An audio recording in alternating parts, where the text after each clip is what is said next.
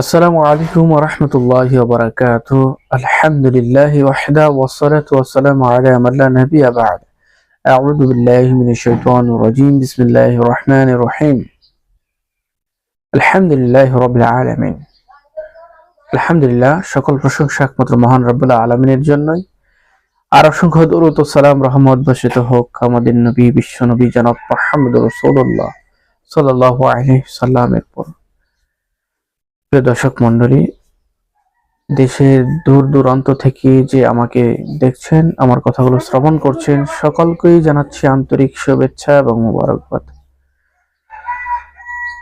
আজকে আপনাদের মাঝে নতুন একটা বিষয় নিয়ে এসেছি। কেউ বা শুনেছেন, কেউ বা শোনেন নাই। বিষয়টা হলো, আল্লাহর প্রশংসা করে আমরা কেউ শেষ করতে পারবো না। এজন্য আমরা এক বাক্যে বলি আলহামদুলিল্লাহ। সকল প্রশংসা আল্লাহর জন্য।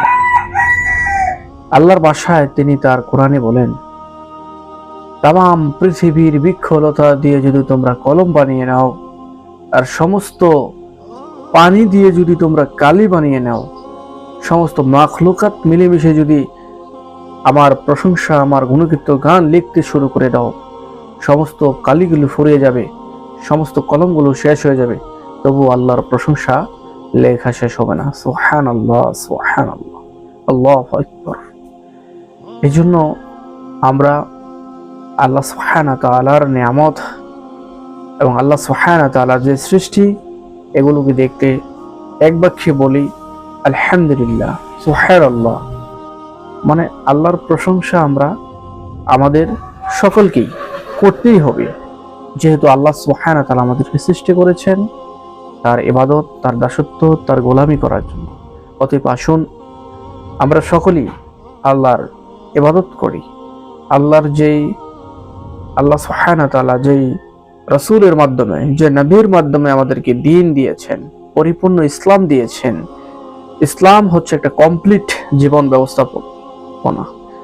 আর এই কমপ্লিট জীবন ব্যবস্থাপনা পাওয়ার পরও যারা এই কোরআন, রাসূল সাল্লাল্লাহু আলাইহি সাল্লামের হাদিসকে যারা মানছে না, তারা কিয়ামতের দিন ক্ষতিগ্রস্তের ভিতরে নিমজ্জিত থাকবেন। অতএব আসুন আমরা চাই সকলেই মিলেমিশে ইসলামের কাজ করি, আল্লাহর দেওয়া জান্নাতে যেতে পারি। আমাদের সবাইকে এই অন্তরে থাকতে হবে আল্লাহ সুবহানাহু ওয়া তাআলার ভালোবাসা। শুধু ভালোবাসা থাকলেই হবে না, আমাদের অন্তরে থাকতে হবে যে আমরা পরকালীন জীবনের সফলতা অর্জন করব। আমাদের লক্ষ্য থাকতে হবে পরকাল জীবনের সফলতা। আর এই সফলতা অর্জন করার জন্য এই দুনিয়াতে আল্লাহ সুবহানাহু ওয়া তাআলা আমাদের জন্য কাজ দিয়েছেন। সেই কাজগুলো আল্লাহ সুবহানাহু ওয়া তাআলা কোরআন এবং হাদিসের মাধ্যমে জানিয়ে দিয়েছেন। আল্লাহ রাসূল সাল্লাল্লাহু আলাইহি সাল্লাম বিদায় হজের ভাষণের দিন তিনি বলেছেন, তোমাদের জন্য আমি দুটো আলোক পত্রিকা রেখে যাচ্ছি, একটা হলো আল্লাহর কোরআন, আর একটা হলো আমার জীবন দৃষ্টান্ত। এই দুটাকে যে ব্যক্তি আঁকড়ে ধরতে পারবে, সে কোনোদিন পথভ্রষ্ট হবে না।